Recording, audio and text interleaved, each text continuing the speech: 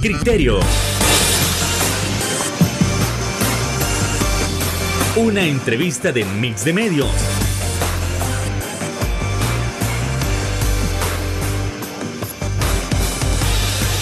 Que aborda frontalmente los problemas de El Salvador con los verdaderos protagonistas y plantea soluciones.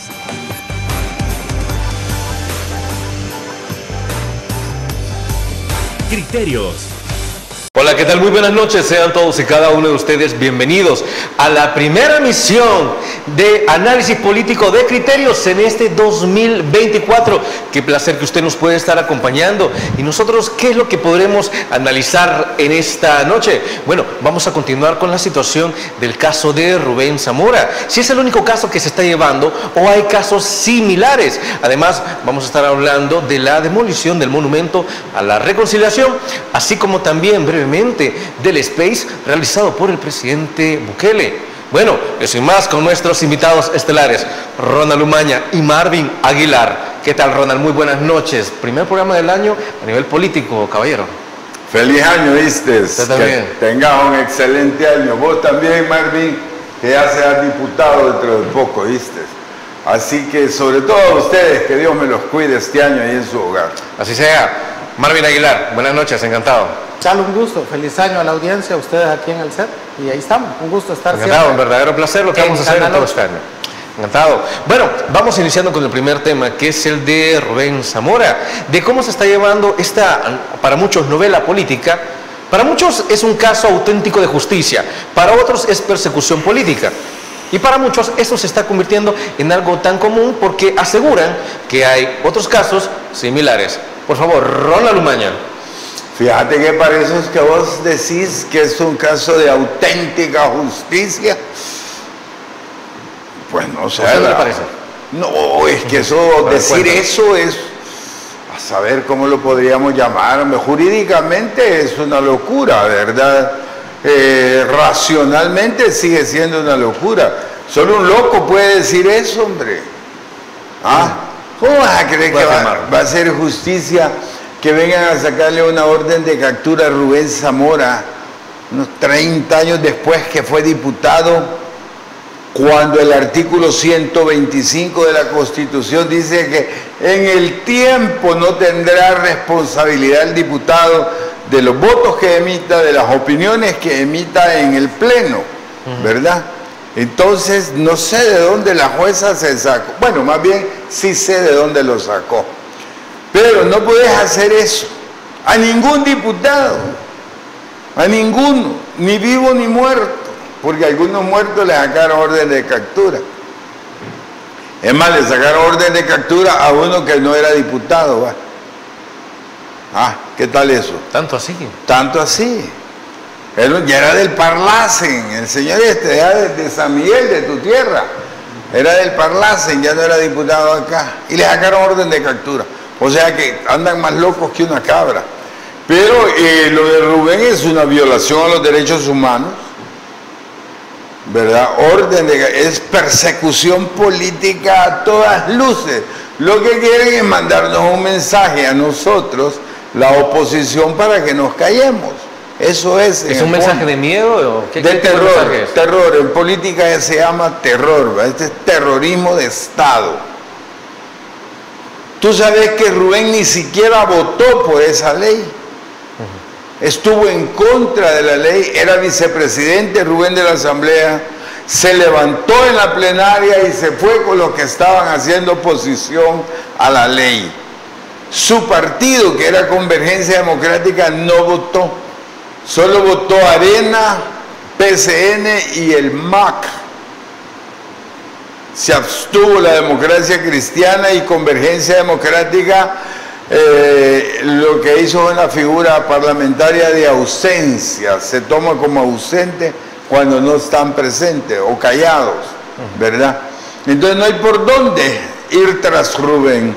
Por eso yo he venido exigiendo que se le respete la libertad a Rubén, que se le respete la vida y que por supuesto le respeten la democracia.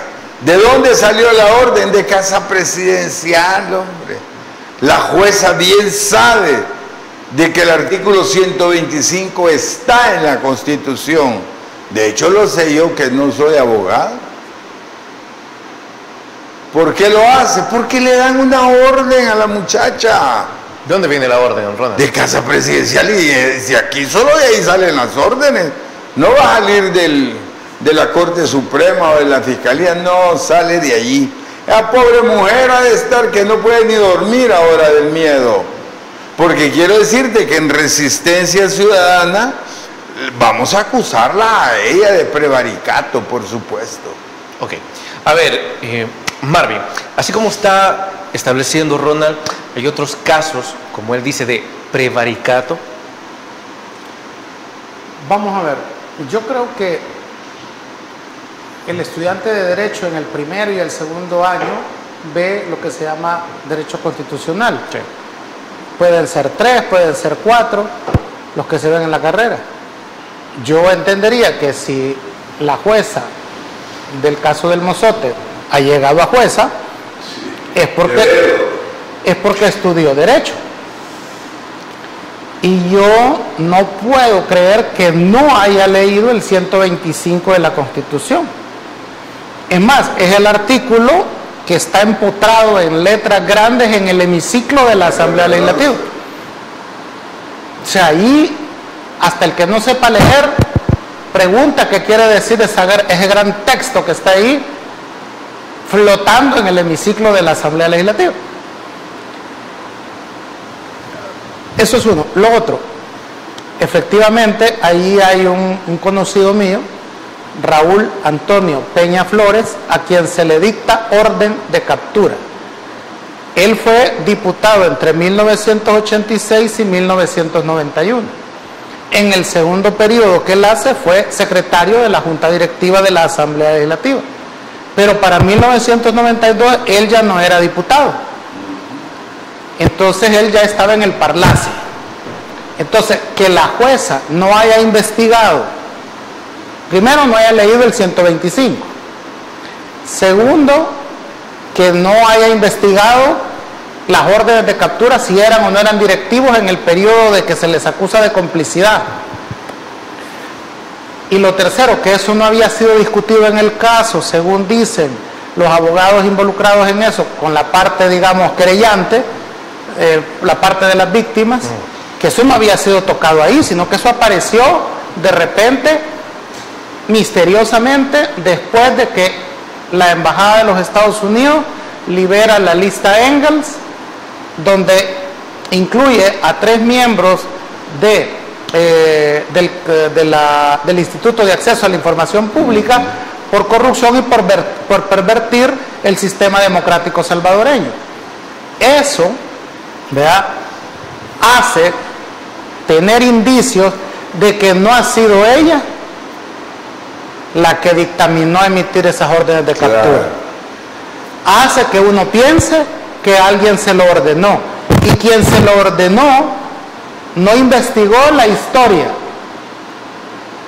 Quien lo ordenó no fue a revisar los archivos de la Asamblea, fue mandar meter presos a estos para que se hable de esto y no de la lista Engel, que está acusando a 3 comisionados del Instituto de Acceso a la Información de que han pervertido el orden, la corrupción del sistema democrático, por tratar y hacerse los locos con la transparencia, lo cual es cierto. Aunque ellos digan que ellos no han pervertido el orden, por supuesto, señores, que lo han hecho, porque no decir nada, no levantar de oficio ese Instituto de Acceso a la Información Pública, la restricción a la información estatal por 7 años, con las posibilidades de que se amplíe a 5 años, en total 12 años, de no saber cómo se administra la cosa pública, por supuesto que es pervertir la democracia, es ser partícipe de la corrupción de la que vamos a saber después de 12 años. Entonces, claro, para no hablar de eso, había que librar órdenes de captura, incluso contra alguien como Raúl Peña Flores, exdiputado de San Miguel, que ya no era diputado. ¿Y cómo se resuelve eso? Bueno, que lo vayan a traer, y como no era diputado, cuando llegue amarrado al juzgado, ahí va a salir libre. Pero es que estamos hablando de la libertad de una persona, que la vas a ir a amarrar y la vas a exponer públicamente. ¿Por qué se le ocurrió a alguien? Y esto de la jueza de Morazán, del caso El Mozote, es un patrón. Se repite con el juez que vio mi caso, que ordena medidas cautelares, nos acepta la demanda y después retira la medida cautelar y declara improponible nuestra demanda después de que ya había tomado resoluciones. ¿Cómo es posible que un juez cambie en una semana de criterio?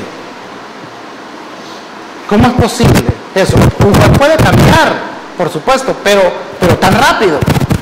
O el caso de Héctor Silva, que hay una jueza que no quiere hacer públicas las pruebas y que si falla, por ejemplo, condenando a Héctor Silva, cuando hemos sabido que la empresa que está recibiendo $1 millón de contratos de publicidad de la alcaldía de San Salvador, está la esposa del diputado y la sede de esta sociedad es la casa del diputado, eso es un nexo.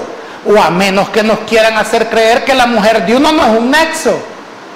Está bien para los infieles, ¿verdad? Porque ya entonces aquí el adulterio ya va a ser legal, ¿verdad? Porque como no es nexo la esposa de uno, entonces el adulterio es legal. Ya no va a ser pecado. Bueno, pecado sí, lo que es legal, ¿verdad? Entonces en este sentido, esta jueza, ¿cómo va a poder condenar con las pruebas ya vertidas a Héctor Silva? Claro, puede condenarlo, pues. Entonces el punto es aquí que es un patrón. Y yo mencionaba hoy en la mañana, en otro espacio, el caso de Josep Guillotín, que él crea la guillotina para que la muerte fuera democrática y fuera igual a todo. Pero lo que pasa es que viene un perverso como Maximilien Robespierre, que empieza a matar y a generar terror, vea, por todos lados. ¿Cuál fue el fin de Robespierre? La guillotina. Pasar por la guillotina también. Los jueces deben de tener claro que los políticos los ponen en el puesto porque los políticos saben que va a llegar un momento en que vamos a ir a definir ahí nuestros problemas y necesitamos que haya un juez imparcial que falle en apego a derecho, que no desequilibre la balanza. Pero cuando el juez empieza a resolver como quiere el político, está pervirtiendo el sistema democrático, corrompiendo la justicia. La jueza de Morazán es candidata clara, visto lo que se ha hecho en Guatemala, a la lista Engels, porque no puede ser que ella alegue que no conoce el 125. No puede ser que no supiera que hay una persona que no era diputado y libra órdenes de captura porque se le ocurre. ¿Qué clase de abogado, qué clase de juez es eso? Eso ameritaría que la próxima asamblea, los diputados que entremos ahí, propongamos la creación de una comisión especial del prevaricato. Esos jueces que están fallando, como los políticos quieren, así como se sentaron los de las ONGs, así como se sentaron los de los sobresueldos, hay que sentarlos en la Asamblea Legislativa y preguntarles por qué fallan como fallan, por qué es tan evidente que están inclinando la balanza a favor de un partido político. Tienen que sentarse y explicarlo.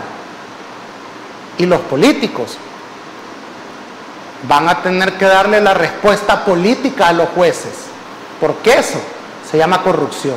Y si hay un juez que hace caso de lo que le digan cuando le llaman y cambia de criterio, que mejor renuncie,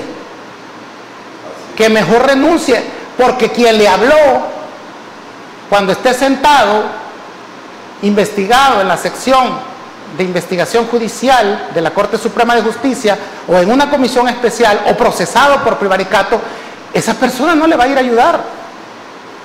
Y lo más triste de todo, y es por lo que yo dejé de estudiar derecho, es que muchos de esos jueces no tienen el valor civil de renunciar por el salario. Todo es por el cochino dinero, porque quizás son incompetentes para vivir de su carrera afuera de los tribunales. Y eso para la República es triste. muy triste. Bueno, es así como nos vamos a la primera pausa comercial. Regresamos en Criterios.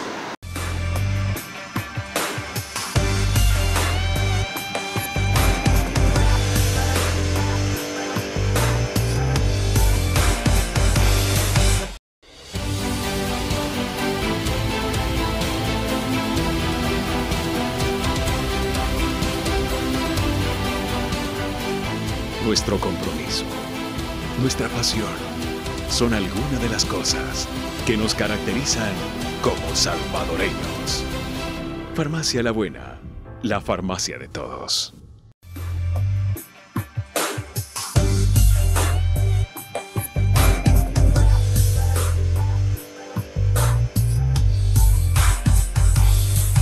Muchísimas gracias por continuar con nosotros y es momento de pasar al siguiente punto de esta entrevista, como lo es la demolición del monumento a la reconciliación, donde hay múltiples criterios. El primero de ellos establece que sí había que demolerlo porque en lugar de ser un monumento a la reconciliación era erigido por aquellos que cometieron gran corrupción.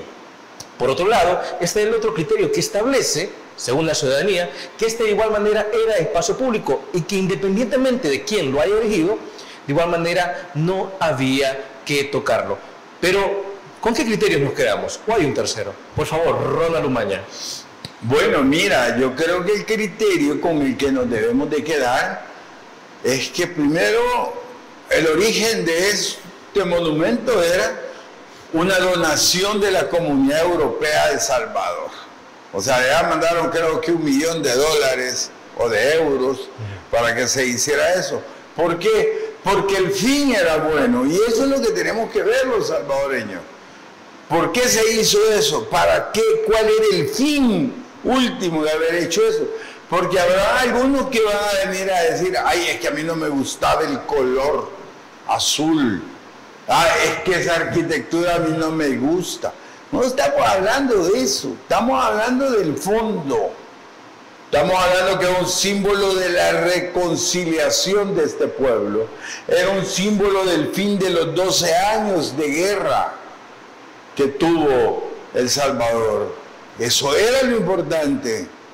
Pero claro, como hoy tenemos un gobierno que dice que la guerra de nosotros pues no sirvió, que fue una pantomima, que no fue guerra, que los acuerdos de paz fueron una movida, bueno, tantas cosas, que al final de cuentas yo creo que quieren derogar hasta la ley esta que protege a los excombatientes y a los veteranos de guerra, ¿verdad? Ya para ya no darles ni 5, para eliminarlo ya. Quieren borrar toda la memoria histórica de lo que fue el conflicto que comenzó en 1970 y terminó en el 92 con los acuerdos de paz.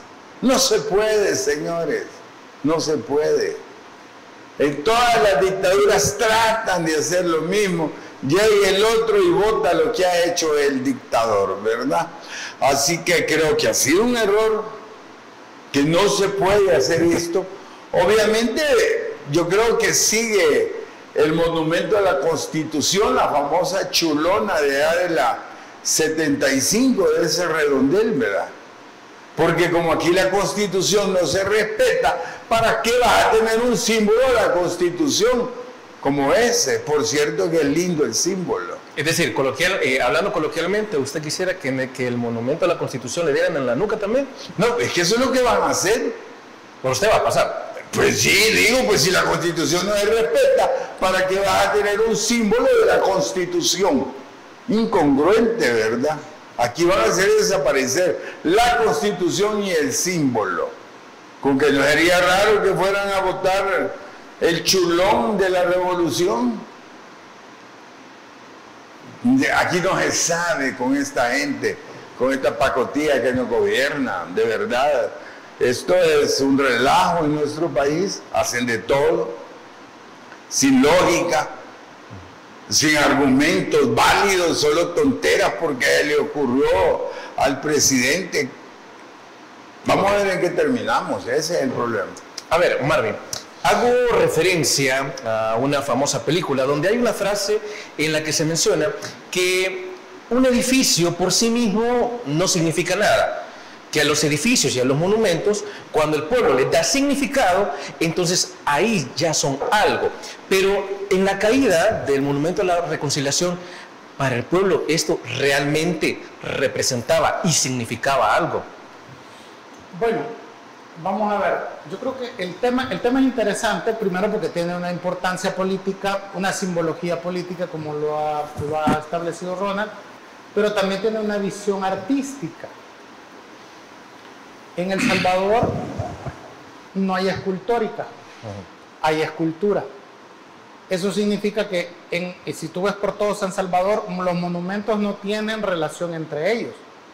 Eso significa que en este país no hay escultórica, que viene un alcalde o viene un ministerio de cultura y dice, o un ministerio de obras públicas, voy a hacer esto aquí, voy a hacer esto aquí, y no se fija si hay una coherencia, una estética que diga, un patrón. Esta es la escultórica salvadoreña.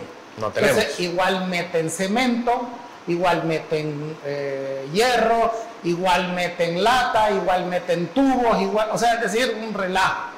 Entonces, en apego estricto de la crítica del arte, si a alguien se le ocurriera, como bien dice Ronald, votar ese monumento, votar la Constitución, votar los cholos del Boulevard de los Próceres, pues no pasaría nada, porque hay un desorden estético en algo que debería ser la escultórica nacional, que no existe. Ahora bien, dicho esto, en materia, siempre, si ustedes se acuerdan, ha habido todo un debate cuando hay un escultor que hace, o sea, el problema de Jiménez Castillo con el monumento Bienvenido Acá, bueno, que era hermano lejano, o sea, hasta nombre le han cambiado. Originalmente se llamaba hermano lejano, pero después dijeron, ¿y por qué lejano? Bueno, entonces hermano cercano. No, hombre, ¿qué es eso?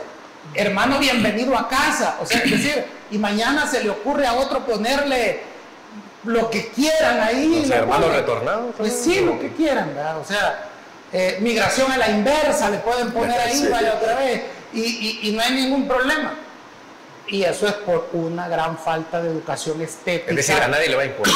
Exacto, una gran falta de educación estética que tiene el salvadoreño promedio. Pero esto así es, porque la materia de artes no existe. Entonces la gente no igual le da que lo pongas, que no lo pongas. Ahora, en estricto sentido, Ronald, estético, el monumento era feo.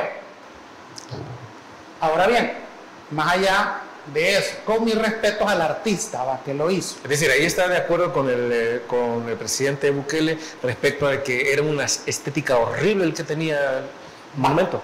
Pero la intención es noble. Y quienes lo patrocinaron son nuestros amigos, sí, los europeos. Entonces, ¿qué debió haberse hecho?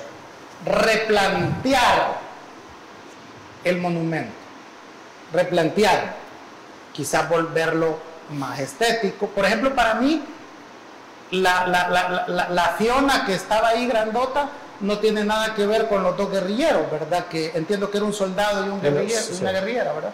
Entonces no tiene nada que ver, estéticamente, en escultórica son distintos. Yo había escuchado eso también. Entonces de alguna manera, ¿es monumento a la paz o a la reconciliación? A la reconciliación. Entonces, este país necesita reconciliarse con su pasado, necesita reconciliarse entre nosotros, eso es innegable. La reconciliación nos permite la convivencia, la tolerancia, aceptarnos con nuestras diferencias. O sea, es como, ¿se acuerda? Bueno, para que vean la falta de escultórica, el debate que se armó con el monumento del soldado salvadoreño, ¿se acuerdan? Que le cambian las letras porque no puede ser monumento del soldado, porque significa que es propiedad del soldado, que es el monumento que está frente a Casa Presidencial. Sí. Tuvo que cambiarle a monumento al soldado, porque era en homenaje al soldado. Entonces, ahora bien, cualquiera podrá decir, ¿verdad? Es que ese ejército hizo la masacre del Mozote. Ese ejército entró a la UCA y mató a esas personas allá adentro. Quitamos el monumento al soldado o hacemos el monumento al guerrillero. Y empiezan esos debates que entendería yo que es el monumento a Chafik Handal de alguna manera, ¿no? Porque el monumento a Chafik Handal allá por Mexicano es también a un guerrillero, porque Chafik Handal fue un guerrillero. Entonces capaz que van a decir que hay que quitar también ese monumento, ¿verdad? Porque eso es el pasado. Entonces, de hecho hay muchísimos comentarios que están sugiriendo que se modifique el redondel Dawison y el de Chafik Handal. Es que también está así el redondel Roberto Dawison, ¿verdad? Que es el que está por Multiplaza. Sí. Entonces, bueno, y entonces pues, esto me recuerda otra vez, tanto lo que pasó en Francia en la Revolución, que hasta cambiaron los días, los nombres de los meses, los nombres de los días.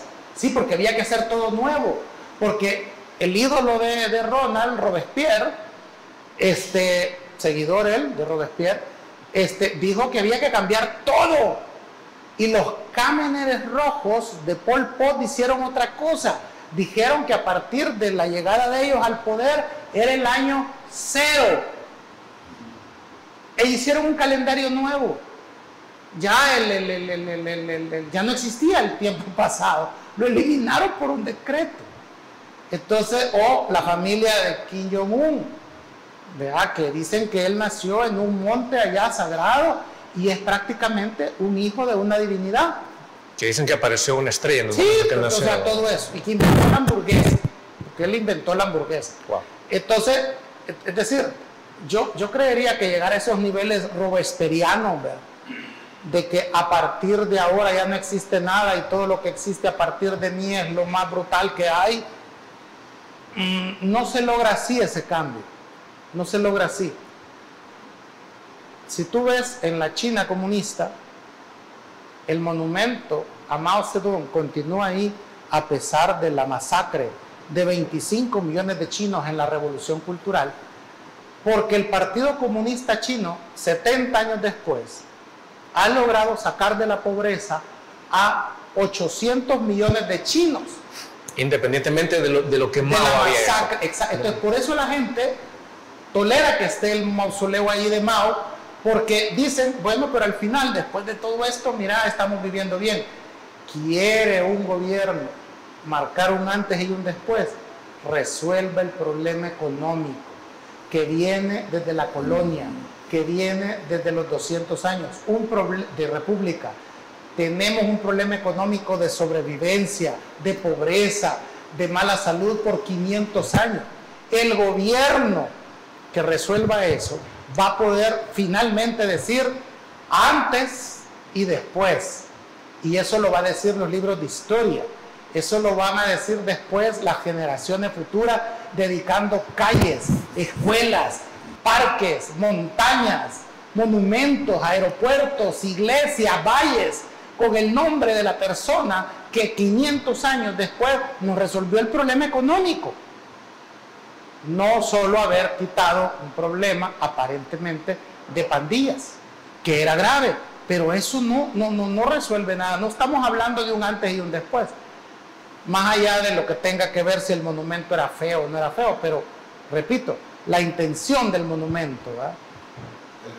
El fin es importante, que es la reconciliación. Bueno, y así nos vamos a nuestra siguiente pausa comercial. Regresamos en Criterios.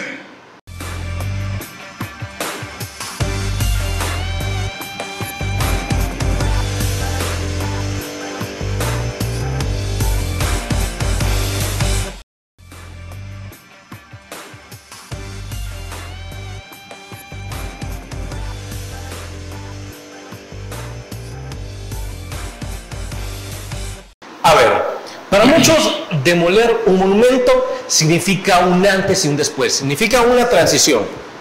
Pero para otros, demolerlo no significa la resolución de un problema. Ronald Umaña, ¿con qué se queda? Fíjate que ante la excelente explicación que nos dio Marvin de lo que era el arte y todo eso, de que para él la mujer era fea, quiero decirte que para otros es bonita, ¿verdad? Porque la belleza es relativa a muchas cosas. ¿A usted le gustan las mujeres verdes? A mí me gustan todas las mujeres de este país, papá, son lindas. No, yo hablo de las mujeres verdes. todas las de aquí, no son verdes las nuestras. Y si fuera también me gustara. ¿Qué color era? ¿Era azul o era verde? Era azul verdoso, para que no te confundas. Pero ante la explicación de Marvin, lo que vemos es que todos los dictadores lo que tienen es un ego elevado, son narcisistas, ¿verdad? Y quieren que todo nazca a partir de ellos para allá y aquí nada. Y tratan de tapar esto. Cuando lo importante es lo que decíamos al final. ¿Y por qué no se dedican a resolver la pobreza de este país? Pues? ¿Por qué no se dedican a trabajar para el agro, señores? A resolver el problema del hambre y de la cultura. ¿Sabéis que solo el 1% de los jóvenes que llegaron a la Universidad de El Salvador a hacer el examen de admisión, solo el 1% aprobó? El 99% de los bachilleres nuestros están mal calificados, señores. Entonces no les ayudaron las laptops ni las tablets. No, si es que vos sabés que las laptops sin internet no sirven, y si el maestro no sabe cómo se usa, menos sirven. La prueba PISA, creo, nos dejó... Se llama así por la ciudad, PISA. Ajá, en solo 4 países, somos de los 4 peores países de América, del mundo, perdón, en educación. El 4º peor modelo. Y hoy nos damos cuenta que solo el 1% que llegó a la universidad pasó el examen. Imagínate qué mal calificados están nuestros bachilleres. ¿Qué calidad de profesionales vamos a tener? ¿Qué calidad de profesionales estamos teniendo ahorita cuando vemos los puyabotones de la Asamblea Legislativa que dicen muchos que son profesionales y con 3 maestrías y no sé qué cosas? Que conste, no es culpa de ellos, no es culpa de los bachilleres, es culpa del sistema, es culpa del gobierno. ¿Por qué no en vez de votar el monumento se dedicaron a trabajar en la educación de nuestro país? ¿Por qué en lugar de gastar dinero en votar eso, se dedicaron a invertir en las escuelas? ¿Por qué las 5.150 escuelas no están donde deberían de estar y donde Bukele las ofreció? ¿Por qué no están las universidades que nos ofreció en Chalate, en Aguachapán, Morazán, La Unión? Eso deberían de hacer. Y cabal, la historia un día podría decir qué buen presidente tuvimos. Ah, no, pero quiere al estilo del dictador tapar la historia para que el mundo nuevo, las nuevas generaciones crean que él era el sol del universo y a partir de él todo se hizo bien. No, si el problema es que todo se está haciendo mal en este país.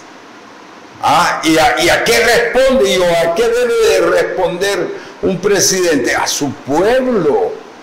Y en un pueblo pobre como este, a los más pobres. Debería de tener una opción preferencial por los pobres un presidente en un país pobre. Pero no. Aquí tiene opción preferencial por los ricos, opción preferencial por la oligarquía y por el ego del presidente. Hay que destruir eso. Y les aseguro de que ya lo de Chapinjanda lo van a quitar. Lo de Roberto Dawson también.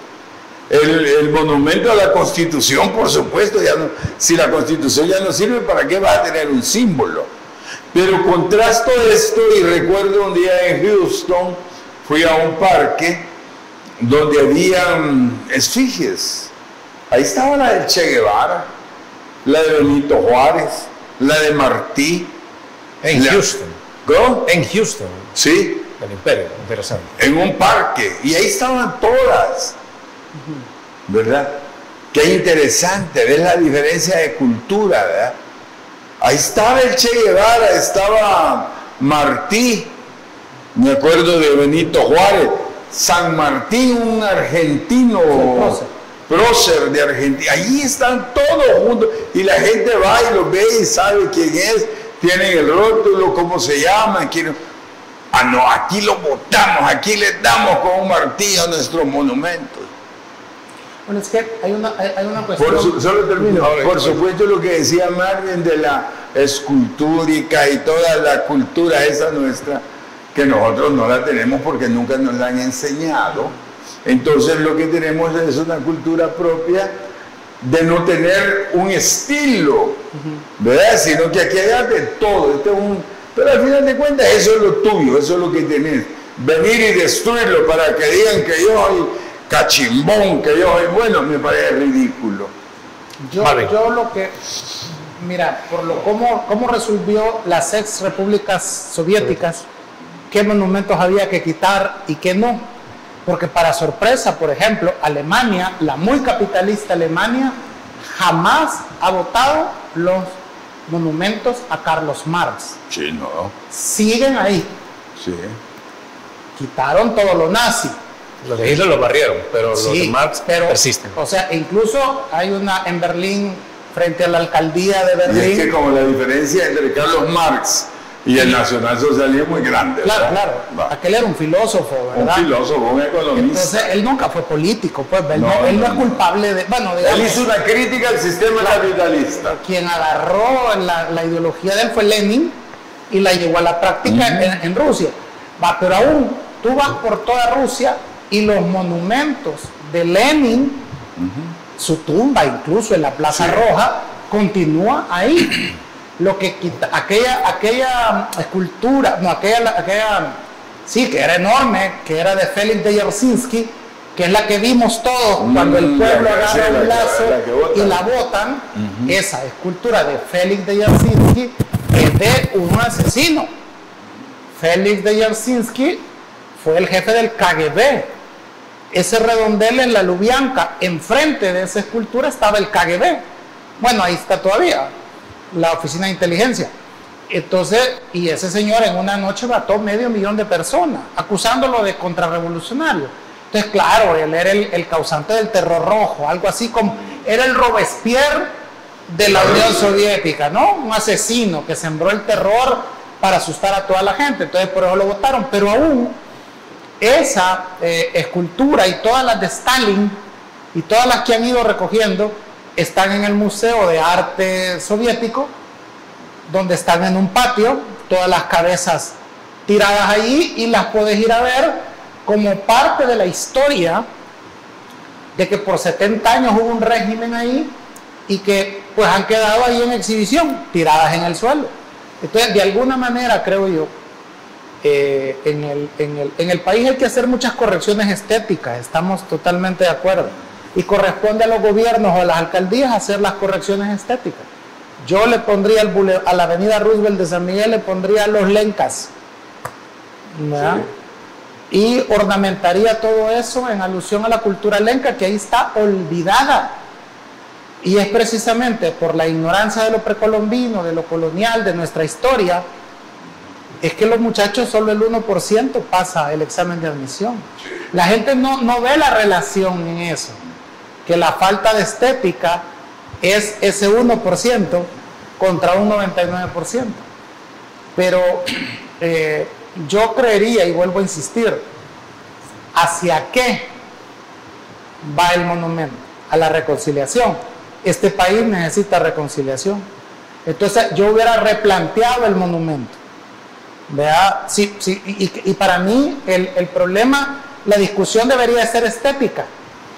Lo cambiamos por uno más bonito. ¿Y cómo se resuelve eso? Ese debate. Preguntarle a la gente. Es que debería haber sido antes de hacerlo. Claro. No, bueno, pero entonces ya es culpa del exministro de Obras Públicas, Gerson Martínez, que fue el que lo hizo y que se empecinó en hacerlo. Un error de diseño y planificación, ¿no? Es más, es que yo entiendo. Debe haber sido consultado al pueblo, como que es más, yo entiendo que el diseñador se quejó porque no era así como lo había propuesto. El color pareciera ser. ¿Vea? Entonces esa es la cuestión. Entonces, pero fíjate que la discusión termina en lo estético, no en el fin. Sí, es correcto. El fin es bueno. Es correcto. Por eso la reconciliación es necesaria. Sí. La forma estética en que usted lo va a representar es el debate. Además, es un debate que lo estético. Y voy a ir más allá.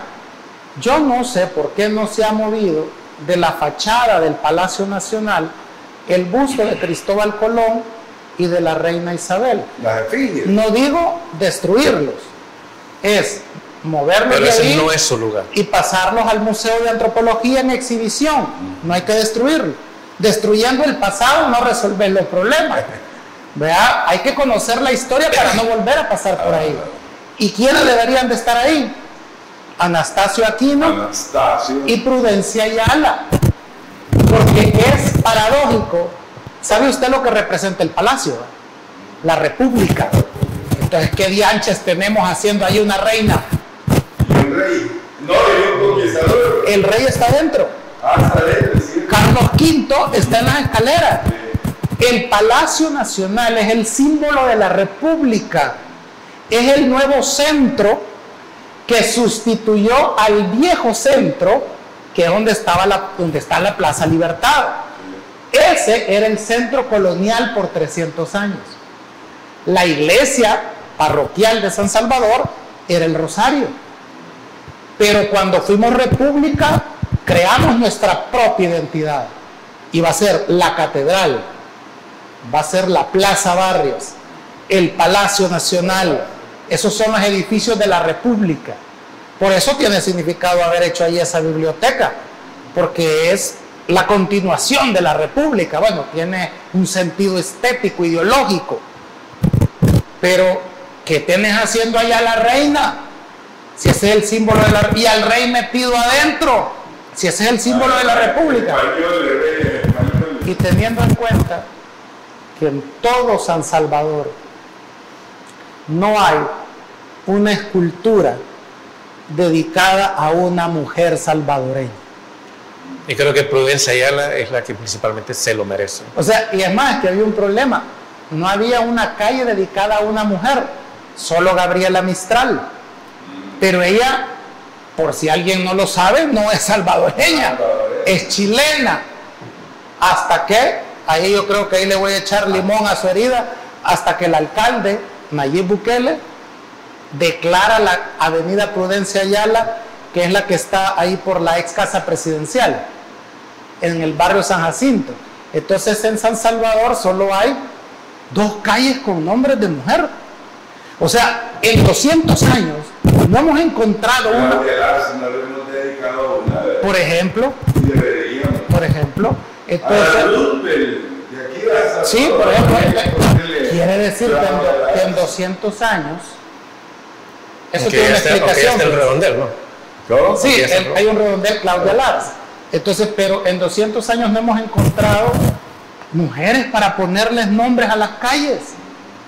No hay una mujer salvadoreña más allá de Prudencia Ayala, y claro que las hay. Está la doctora Isabel Rodríguez, por ejemplo, pues, y hay otro montón de mujeres. Una, no sé si es abuela o tatarabuela de Fortín Magaña, fue hace 100 años, a principios del siglo, una gran luchadora por los derechos de la mujer.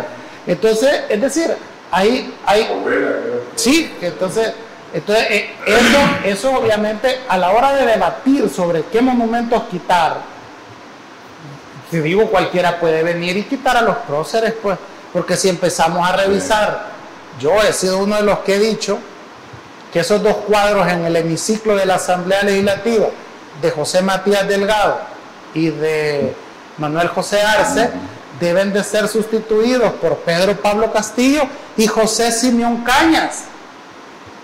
Bueno, lo que han hecho es quitarle el nombre al aeropuerto, ya le quitaron Monseñor Romero. ¿Y hoy cómo se llama? Hoy solo lo han dejado Aeropuerto Internacional de El Salvador y quitaron las letras de Monseñor Romero. Obviamente ya sacaron el decreto que ya no se va a llamar Monseñor Romero. Bueno, pero que lo anuncien, ¿verdad? Bien, es que el problema es que cuando tenés el poder, vos le podés poner el nombre que querrás y después viene otro y le cambia el nombre. Es que el problema es ese, que debería haber una legislación. El hay. Que no pueden tocar las cosas, cada loco que viene va a deshacer lo que se hizo. ¿Sí? Y entonces no, eso es lo que no nos deja continuidad. Sí, pero eso pasa porque no tomamos las cosas de común acuerdo. Mira, es como la reelección. El hecho de que alguien ahorita dicen que sí, más adelante van a decir que no. Bueno, no, es que no, ¿verdad? Bueno, pero hablando del caso que brevemente ha mencionado la palabrita de reelección, ¿qué tal si analizamos algo de eso tras la pausa comercial?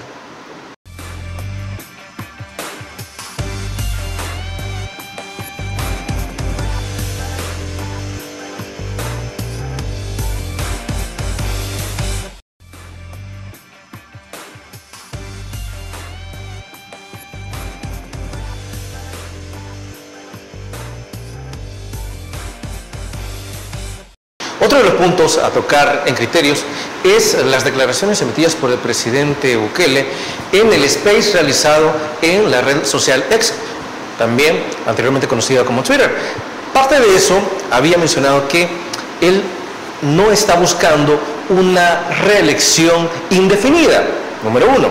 Y número dos, que si bien algunas personas podrían catalogar a sus políticas como de derecha o algunas como de izquierda, él no es una persona que ve dos caminos, sino tres. Entonces, en este caso, con estos dos puntos, ¿habrá algún otro criterio para analizar? Por favor, Ronald. Fíjate que eso de no estar buscando la reelección indefinida es bien fácil deducirlo.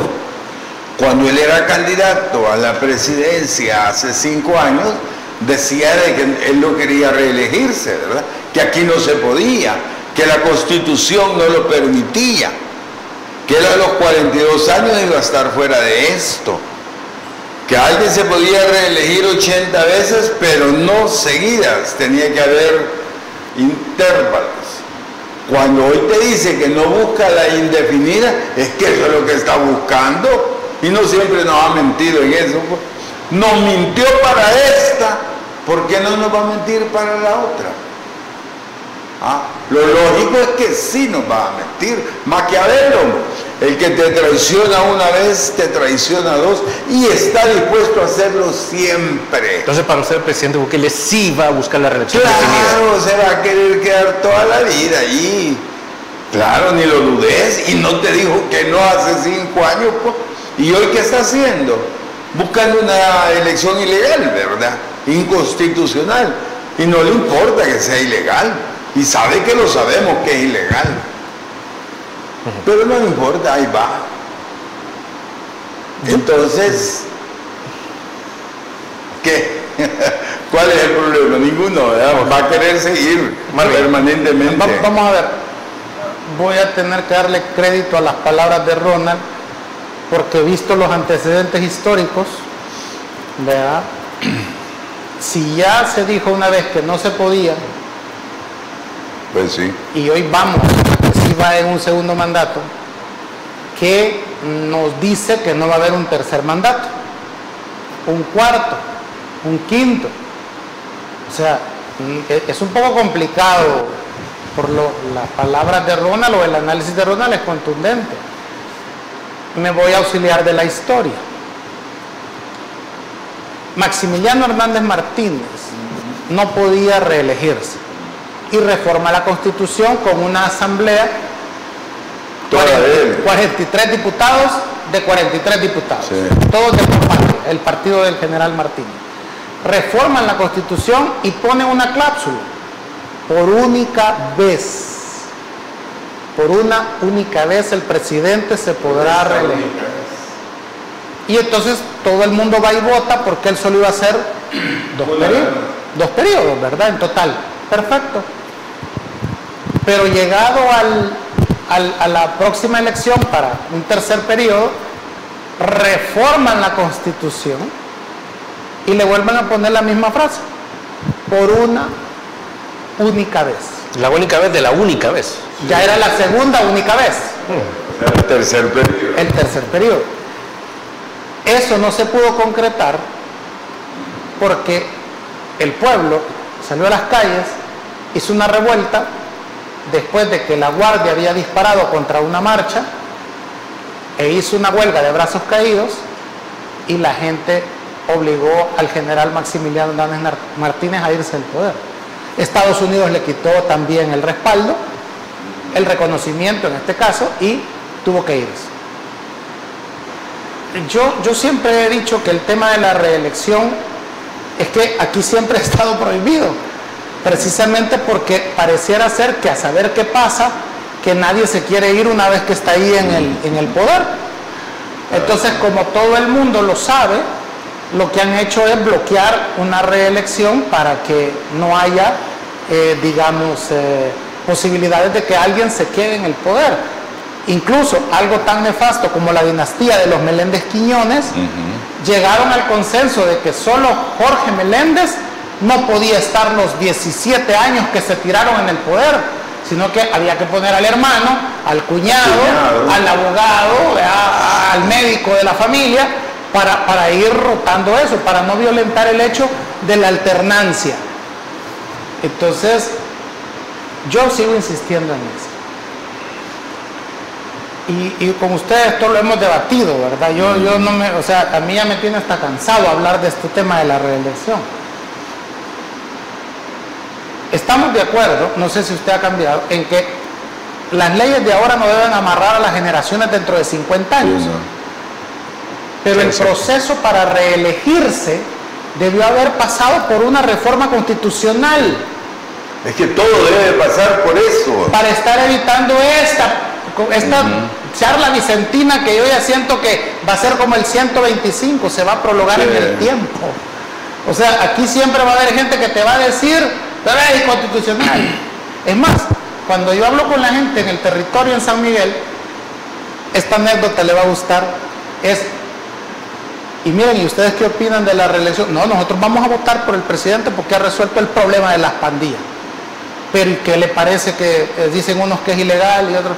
Bueno, mire, eso él va a responder más adelante por lo que ha hecho. Después vamos a meter preso. El pueblo. El pueblo, ¿verdad? El pueblo, claro. ¿Te fijas? O sea, vamos a votar por él. Una cuestión de interés, ¿verdad? Exacto. Pero él va a responder más adelante si él ha violado la ley. La gente en el campo, sabiduría, ¿verdad? Sabiduría popular. Eso claro. es, que haga lo que quiera ahorita y nosotros vamos a votar por él. Pero si ha violado la ley, después va a tener que responder. Entonces, eso es interesante, ¿no? Así, mira, el Space fue un fracaso para Bukele. La audiencia que tuvo fue pobre y fue tan montado el show que todos nos dimos cuenta. Bueno, así nos vamos a la siguiente pausa comercial. Regresamos en Criterios.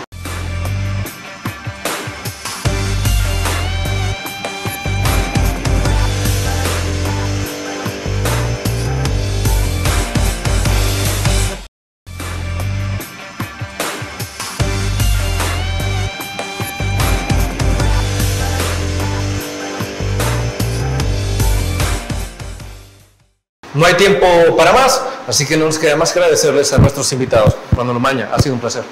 El placer es mío, Fernando. Gracias por arrancar de nuevo este año. Un gusto estar aquí con mi diputado de San Miguel, pero sobre todo con ustedes en su casa. Espero que tengan un buen año, de veras. Marvin Aguilar, muchísimas gracias. Un gusto. Nuevamente, feliz año para la audiencia de Canal 8. Y estamos aquí 28 días, ¿verdad? Sí. Para saber ya el resultado de las elecciones. Así que bueno, estamos en ruta. ¿Que no es en la noche, pues? No, en fraude ya está montado. Ah, bueno. Ahí me pasan los resultados, por favor. Bueno, lo ha hecho Rana. Amigos, amigas televidentes, gracias por habernos sintonizado una vez más. Recuerde que el criterio más importante siempre lo va a tener usted. Que descanse. Feliz fin de semana. Criterio. Una entrevista de Mix de Medios.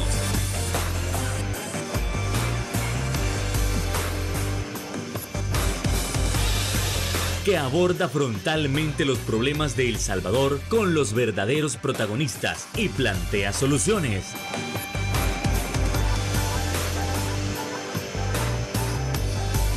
Criterios.